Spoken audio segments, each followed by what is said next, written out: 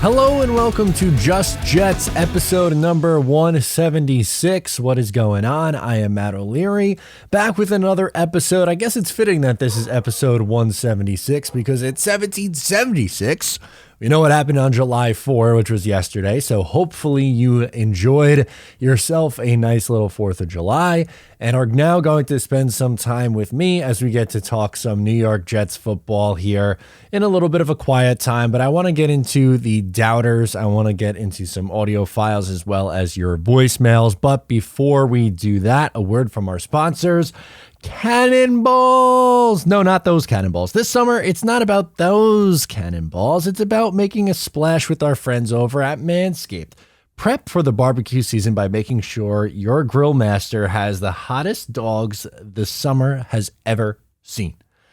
When you're at the cookout, let the meat speak for itself with Manscaped's Performance Package 4.0. It's time to get ready and not so sweaty by going to manscaped.com and use my code JETS20, that is JETS20, for 20% off and free shipping. Pick yourself something nice up over at Manscaped. Really appreciate you guys checking that out. Helps me out a lot. Appreciate all the love and support there.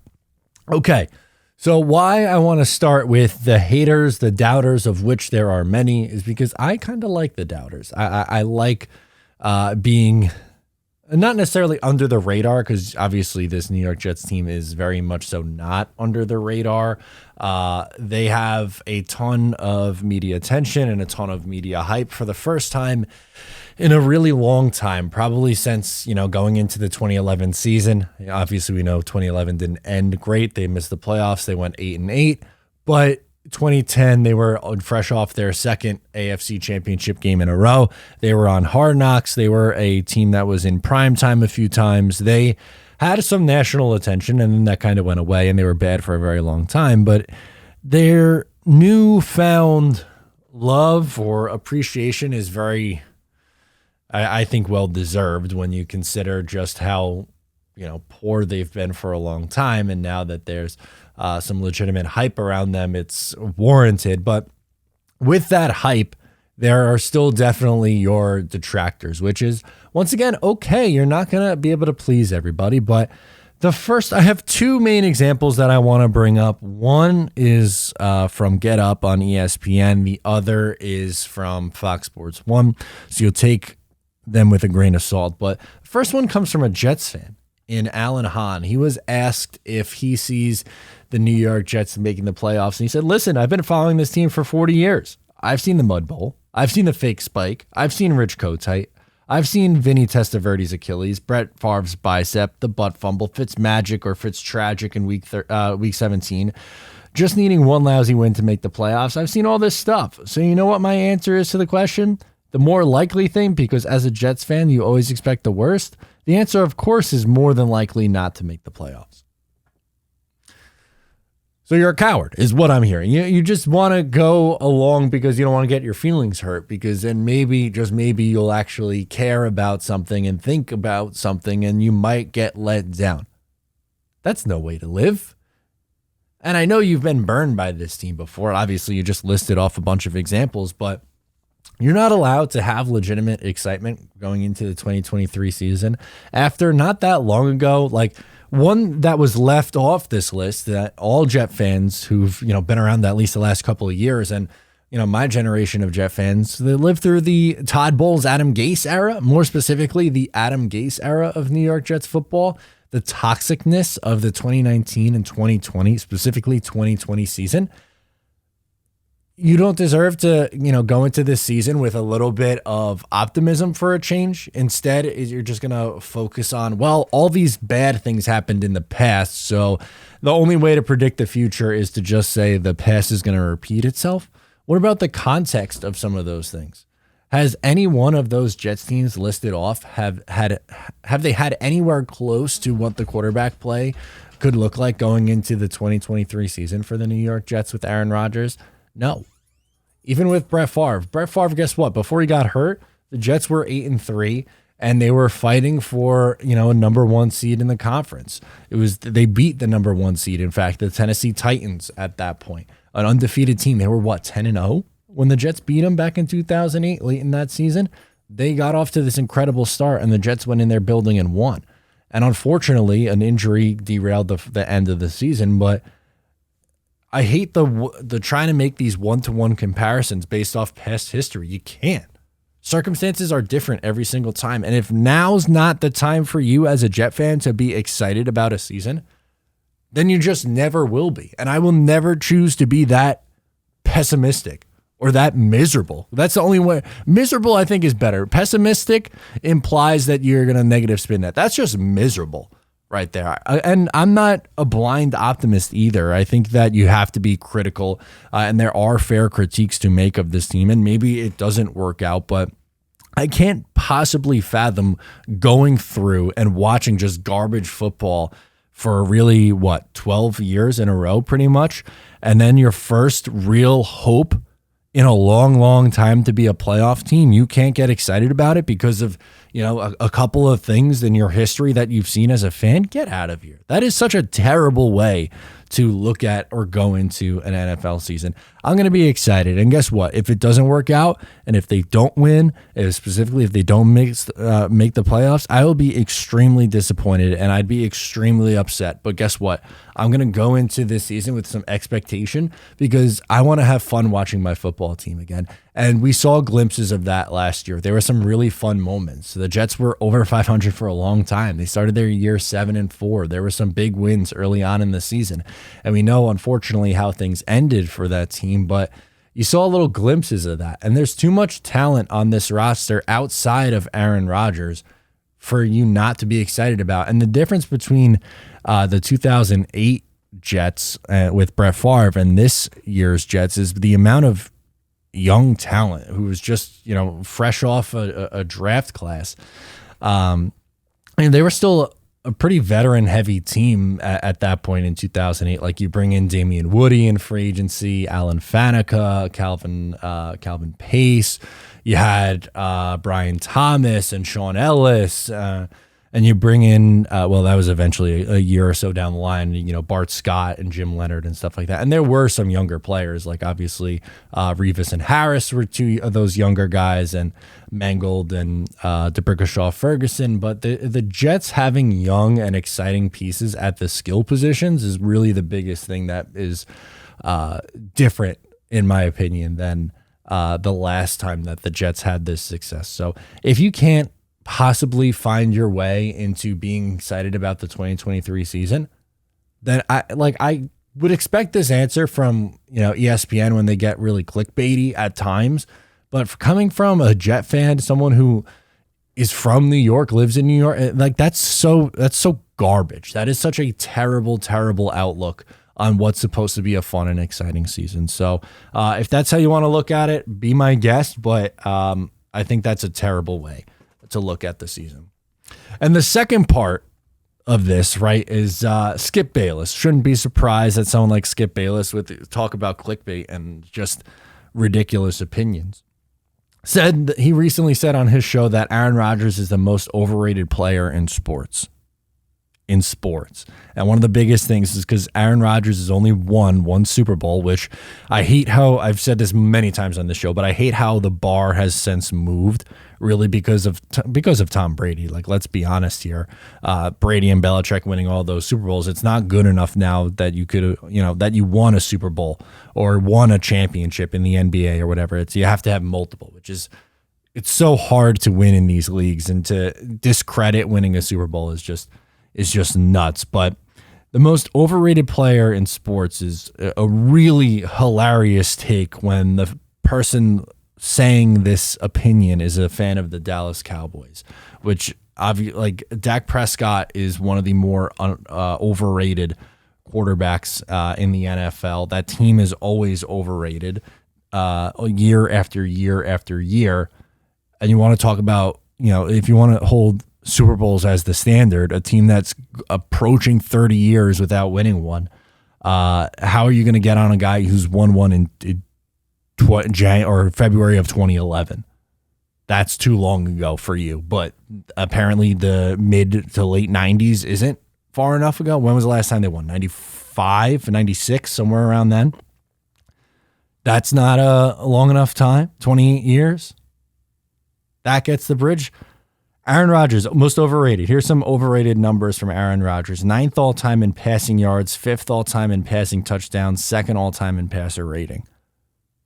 And he has his flaws. I'm not saying that he's, in that same tier as a Tom Brady or a Peyton Manning or, Elway or Montana or however you want to cultivate these lists.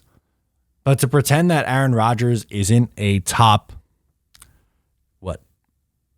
8 quarterback in the NFL history at worst. And who knows, maybe he's not going to be MVP Aaron Rodgers self, a 4-time MVP, by the way. Aaron Rodgers, a couple of years removed from a 45 touchdown season, which, again, in context with some of the numbers that Jets quarterbacks have put up, if he did anything close to that, they'd build a statue for him at MetLife Stadium. But yeah, 37 touchdowns 2 years ago, 48 3 years ago. He's gone over 40 touchdowns 3 times in his career. He's gone over 30 touchdowns 1, 2, 3, 4, 5, 6, 7, 8 times in his career. Again, 4-time MVP, 10-time Pro Bowler, 4-time All-Pro, a Super Bowl champion, a Super Bowl MVP, all 2010s team. Offensive Player of the Year in 2011. How are you going to discredit that? Because his teams had failures. In some of those games, right, where his teams didn't win in the postseason, he still put up solid numbers. Maybe not the San Francisco game, the last playoff game he played in Green Bay. 20 of 29, 225 yards, no touchdowns, no interceptions, and a 13-10 loss. That's tough. Especially at home with the, coming off an MVP season. But how about out-dueling Tom Brady in the NFC Championship game in the 2020 season, but losing because your coach is a moron? He threw for 346 yards, 3 touchdowns, and a pick, 101.6 passer rating, lost the game to Tom Brady, who had 3 picks in that game. That's not good enough? Or throwing 3 touchdowns against Atlanta in the 2016 season in the NFC Championship game, 287 yards there in a loss. He gets the blame because the defense allowed 44 points. Or about the defense allowing 37 to San Francisco in the NFC Championship game. Bizarre. Don't you think? I mean, there are some not so great example. There are some tough performances from him, but there's also pretty damn good ones and some losses. San Francisco has his number in the playoffs in the NFC, but there's some games where he put up some really big numbers in the playoffs as well and lost. How about you? You want to go back to one of his first seasons starting in his second season starting in the league in 2009. He lost a game in the playoffs where he went for 423 yards and 4 touchdowns with 121.4 rating. Why? Because the defense stunk. Defense allowed 51 points to Arizona. He put up 45 but lost. But you can't give that context. God forbid, no, it's just all Aaron Rodgers' fault why they, weren't able to win a second one. It's stupid. It is absolutely stupid. But I like that because I want this Jets team to be a team that proves people wrong. Doubt him. Doubt Aaron Rodgers. Go ahead. He's washed. He's done. He's finished. Okay, sure. The Jets, just because in the past they haven't been able to get over the hump, that's going to be the same mindset this year. That's lazy. That's like the same take that, you're drafting a quarterback from this school. Well, there hasn't been one yet who's made in the league. So like Ben Roethlisberger from Miami of Ohio, and you had Russell Wilson from, where would he go? In Wisconsin, and NC State was the other one, I believe. Texas Tech, Pat Mahomes. Like, there's so many examples of quarterbacks, coming out of nowhere. What about Clemson before Deshaun Watson? How many examples are there? Like, I don't know. I think that is the most lazy analysis of, they haven't done it yet, or this hasn't happened, so that's going to be the answer, where just taking in the full context of the present isn't enough. But anyway, let him down. That's what I say. Let him doubt. Let's get into some audio files. We have a few to get into today. The first is from Michael Carter discussing what it's like to go against Aaron Rodgers in practice. Audio courtesy of the New York Jets. A lot of people have talked about the effect Aaron Rodgers has had on the offense so far, rightfully so. But from your perspective, how much can he help the defense just by going up against him in practice? I think it's crazy. It's really invaluable. Just what me personally I've been able to get from him, and then what I kind of hear him talking about with everybody else, just how I guess sometimes when we're disguising things and how he sees it, because high level quarterbacks can there's tells in everything you do, and then how to be better at those things, how to be better at in coverage, what he's looking at, how to really trick a really good quarterback to thinking he's got one read when he really doesn't, and all those things. So it it gets us, and then we just got to take what we learn from him, take these learning lessons and stuff. But I feel like it's invaluable for sure. Agree. Could not agree more with Michael Carter's take there. I think for any team, if you have a strong defense, a strong offense, whatever, it's only going to help the opposing side of the ball. It's competition. It's iron sharpens iron, right? We've seen and heard those cliche quotes before, but it's the truth. There's a reason why NFL coaches say it all the time, is because it's true. And for a defensive back, a young defensive back like Michael Carter II, in order to get that experience and seeing and going against Aaron Rodgers every day, well, that's going to make life easier when you have to go against Jalen Hurts and when you have to go against, Pat Mahomes during the season. The Jets play some good quarterbacks on the schedule.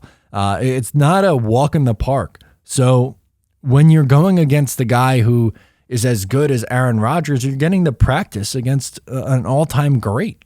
That's only a good thing. It helps not only the offense. Everyone's going to assume that, that's going to elevate Garrett Wilson and the wide receivers and the tight ends and the running backs and the offensive line, which is all true, by the way. It is.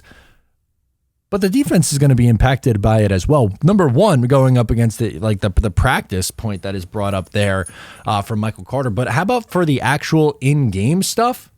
That's an even better example because they're not going to be on the field nearly as much. How many times last year did the Jets offense go 3 and out and punt it right back and put their defense on the field?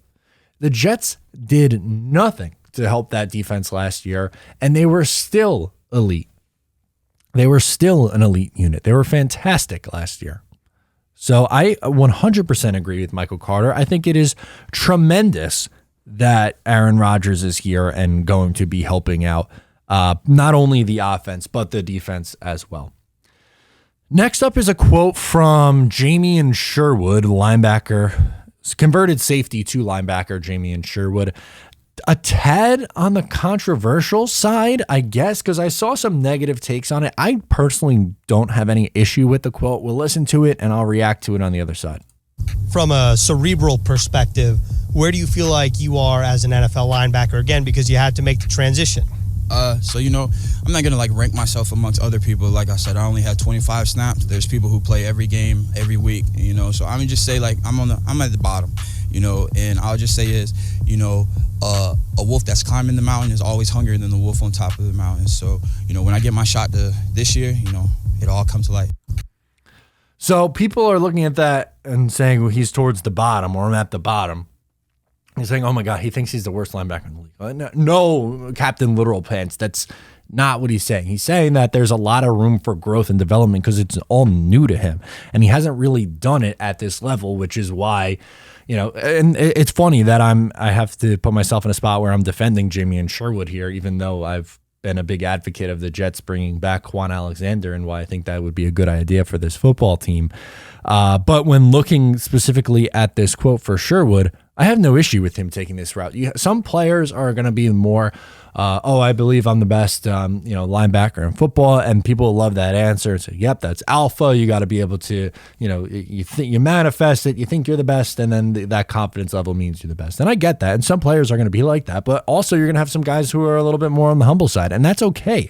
I think it would be boring if everyone was the same and answered the questions, with the same either, I don't know if bravado is the right word, but confidence or a little bit more on the humble side. And if that's how Jamian is, I want him to be true to himself. I don't want him to pretend that he's something that he's not.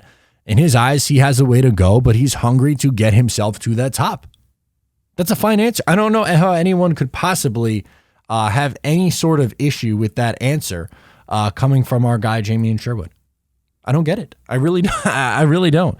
But for some reason, people took that and ran with it as that Sherwood's not he's not confident. It was a terrible quote, and I don't think so at all. Again, everyone's going to have a different way of carrying themselves, but to me, I took it as he wants to work his way up to get to that point. He doesn't have that experience right now.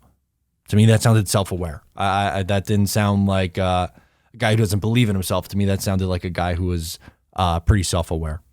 Next up is a quote from Darrelle Revis, who was on the Jake Asman show. And just wanted to shout out our guy, Jake Asman, again. It was awesome for not only Darrelle Revis, but to get Joe Klecko on. And yeah, there was some drama with it last week, unfortunately. But Jake Asman asked Darrelle Revis what's a positive of having Aaron Rodgers on the team. So let's hear Darrelle's answer and go from there.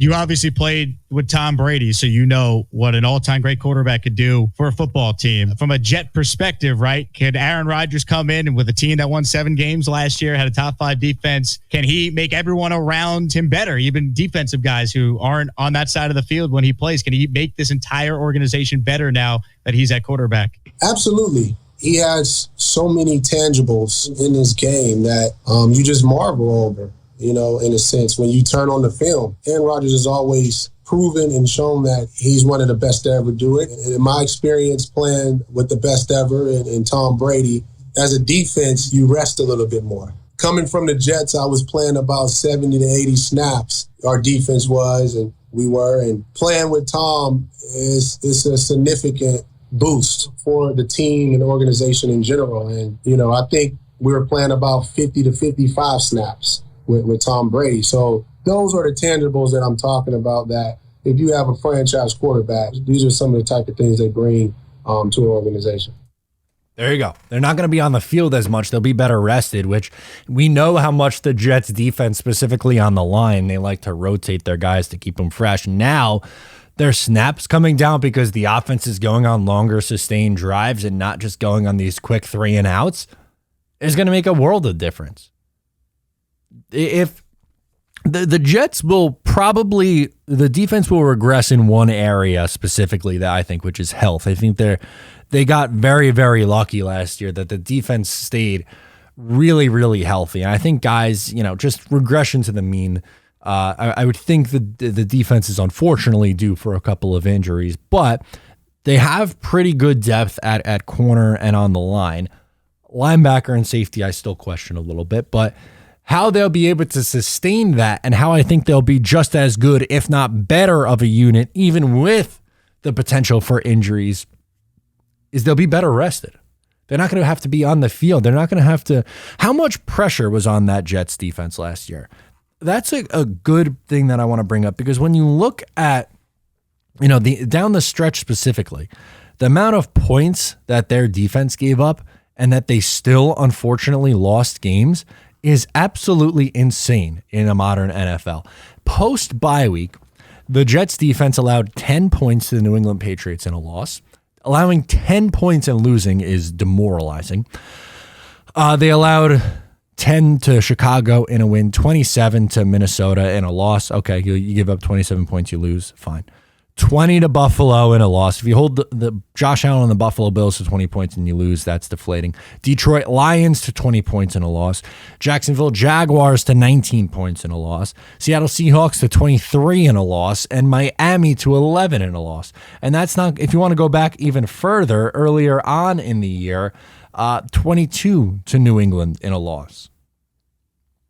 If the Jets scored 22 points, which is league average, in every single game that they lost, they would have added, right? Well, they had a tie with New England, so let's not count that. Let's do post-bye week. 1, 2, 3, 4, 5 more. They would have won 5 more games. 5. That just shows how bad they were offensively, and how much this team relied on their defense to keep them in these games and to win these games. It's crazy. It's absolutely crazy, but you would think the offense improves, which is why people are predicting the Jets to win 11, 12 games this year. That's exactly it. Anyway. All right, it is time for the voicemails now. We'll close out with a couple of phone calls. First up, we're going to go to Jerry Jett, who is unfortunately a little bit concerned about another team from New York, and how could you compare that to something that the Jets could be going through? Matt O'Leary, this is Jerry Jett, the Massapequa Mauler. Matt, can the New York Jets be like the New York Mets? I hope not. Because let's face it, Matt, kind of the same thing. Steve Cohen and my Mets went for it all, signing Verlander, getting all these guys, $355 million payroll. And now we got our beloved Jets coming in, slashing salaries, getting Aaron Rodgers, Woody's all in. Is it possible that the Jets could be like the Mets? I hope not. I sure hope not. Just wanted your thoughts about it. Maybe you could put that into your new show.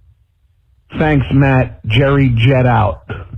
Yeah, unfortunate situation I, like Jerry, am a fan of the New York Mets, and obviously their season hasn't gone very, very well, specifically because some of their older players like Scherzer and Verlander haven't pitched to what they were expected to at this point. But I don't fault Steve Cohen for trying to go for it. I mean, there were, if you want to talk about other options, right, and for the starting pitchers, Rodon, who the Yankees signed, I can't believe we're doing some baseball talk. Rodon, who for the Yankees signed, hasn't pitched this year. Bassett, who they let go, has been streaky. He's been up and down. There hasn't really been this great. And DeGrom, who they let go, had Tommy John surgery a few starts into the season. Is going to be out the rest of this year and probably all of next year as well. So they really didn't have a whole lot of options with some of their decisions, more so on the starting pitching. If you want to get into the bullpen and not adding more arms after Edwin Diaz goes down, probably a different conversation. But to compare that to the New York Jets, I guess, sure, but the Jets also have more young talent. And I think that's, they were very obvious a team that needed a quarterback last year, and they're bringing a lot of those things, back, but with the addition of that new quarterback who, yes, is a veteran, but still has something to prove, and a lot of people believe has something left in the tank. Even with some of the swaps, like the Verlander in for DeGrom, like the Mets ran back a very similar team. Now, they won 101 games the year before, so I understand why they did that, but I don't think it's a one-for-one comparison. I understand the concern, and sure, obviously, I guess there is a world where that happens, but that's not the mindset that I'm going into the season with. And I don't fault Steve Cohen for spending money. That's all you could ask your owner to do, is spend the money that they believe is appropriate in order to try and win a championship. It's not going to work for the Mets this year, but could it work for the Jets? I mean, it's a salary capped sport, so it's a little different. They are going to be under the salary cap, so I don't think it's a one-for-one comparison. So I wouldn't be concerned about it. Let's close out with PG from Long Island, who wants to get his opinion in on some of the Darrelle Revis stuff. Hello, Matt. This is Patrick Gordon, PG from Long Island. I'm calling about Darrelle Revis. I understand he had a great career, a number of years where he was all pro. But what I don't understand is why people forget how he left, how he was, hard with the negotiations, forced the trade, went to a bitter rival and won a Super Bowl there. And then when he came back to the Jets, He came back out of shape, afraid to tackle, not willing to put his body on the line. And I think Joe Klecko is better. I think Revis, he was great. He was great, but he wasn't a great Jet. He was not especially the way he came back, out of shape, fat, not willing to tackle. So I'm not sure why. And then his recent actions actually kind of just puts the icing on the cake of what he really is. So those are my thoughts anyway. Good show. Love listening to you. Thanks very much. Yeah, PG, I agree with the part where you're saying his recent actions. I don't like how he handled the Joe Klecko comments and Nick Mangold comments on Twitter. I really don't. I think that was in poor taste, and I know that he went on Jake's show and tried to bring light to why he was upset. I think that was extremely petty. I'm with you there. Where I disagree with is the one. I think Revis is better than Klecko. Klecko is extremely versatile. He played defensive tackle, nose tackle, defensive end. But is he a top 3 player of all time at that position? Revis is in my opinion, a top 3 corner, at worst top 5 corner in NFL history. And, at either defensive tackle or defensive end, I don't have Klecko as a top 5 in either of those all time. And that's not a slight. Again, Klecko is deservedly going into the Hall of Fame this year. He absolutely is a Hall of Famer. There's no doubt about that. He played his entire, or most of his career. He might have finished with. Did he finish with Indianapolis? I'm sorry, it was before my time. He might have did one year in Indy, if I'm not mistaken. He did in 1988. But with 4-time Pro Bowler, 2-time All-Pro for Joe, and for Darrelle Revis, a 7-time Pro Bowler, 4-time All-Pro, a Super Bowl champion. Unfortunately, it was with the New England Patriots. All 2010s team. And he was traded. Idzik traded him. It's not like he demanded a trade at that point. The Jets had an opportunity to sign him in 2014 and they didn't. Idzik didn't want to pay up the money. It was well known that he would have came back to the New York Jets, and he did a year later. He signed a 1-year prove-it deal with New England. He won a Super Bowl. And for the first 15 games of 2015, Darrelle was great. He had a really bad game, the final game of the season. Then 2016 was absolutely terrible. You're not going to get any argument out of me for 2016, but he was a Pro Bowler in 2015. He got crushed in week 17 or the final week of the year, but other than that final game, he was very, very good for the Jets. He was a Pro Bowl player. So, do I think he handled it completely wrong? Yeah, I do. And he didn't like that Joe Klecko made a comment about him not getting back to him in front of other Hall of Famers. And I wasn't there. None of us were there, so we don't know if it was said in a serious tone or a joking mode or what, but obviously it rubbed Darrelle the wrong way. And I agree that I think he handled it extremely, extremely poorly, but I don't think you could discredit what he actually did on the field. Comparatively, I don't think it's particularly close. I think it's Darrelle 1 and Joe Klecko 2 for the Jets' best defensive players in their history. But that's just me. I'm not gonna, you're more than welcome to your opinion, Pat, and everyone else in here. I think a little harsh on Darrelle for coming back, but he had one of the best careers a corner's ever had in the NFL. So that's going to do it for me on this episode. Thank you so much for tuning in to Just Jets. Please make sure to subscribe wherever you get the show. Once again, I am Matt O'Leary, and I'll catch you next time.